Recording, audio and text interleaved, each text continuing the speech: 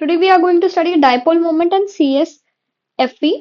Dipole moment calculate करने का एक डायरेक्ट फॉर्मूला है mu is equals to under root N N plus two, जिसमें से एन क्या है, नंबर ऑफ अनपेड इलेक्ट्रॉन्स। तो सबसे पहले number of unpaired electrons calculate करते आना चाहिए and then put it in the formula and you will get the answer. Then उसके बाद सीएसएफई है कि थ्योरी है, जो हमारे डी ऑर्बिटल्स होते हैं 5 टाइप के होते हैं, उनको हमने डिवाइड कर दिया लो एनर्जी वाले में और हाई एनर्जी वाले में। तो डिपेंडिंग अपॉन कि जो कॉम्प्लेक्स में जो लिगैंड है वेदर इट इज स्ट्रॉन्ग और वेदर इट इज वीक, अगर स्ट्रॉन्ग फील्ड लिगैंड है देन दिस वाली condition exist and the lower energy D subshell जो है वो लो स्पिन वाले पहले फॉर्म भरेंगे।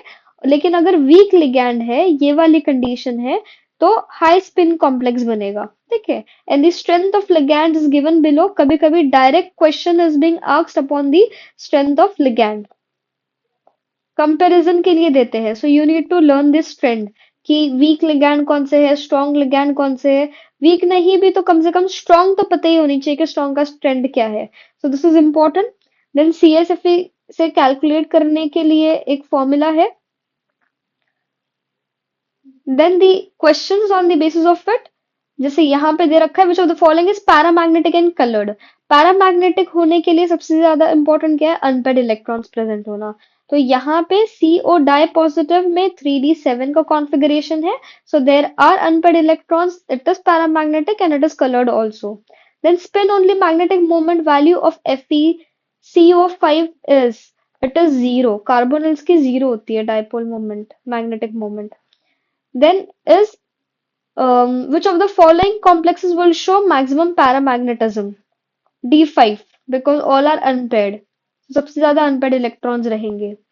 Then comes electronic configuration of CuNH3 6, इसका क्या है? तो अनपेड इलेक्ट्रॉन्स कितने हैं, क्या कॉन्फ़िगरेशन है, पहले वो निकालो। यहाँ पे 3d9 की कॉन्फ़िगरेशन आ रही है। Depending upon the ligand it is being filled into T6 2g and E3g। Then again same, यहाँ पे जो F6 थ्राइस नेगेटिव वाला जो कॉम्प्लेक्स है, तो F जो है यहाँ पे वीक लिगेंड है, so it will be filled like this, नीचे 3 ऊपर 2।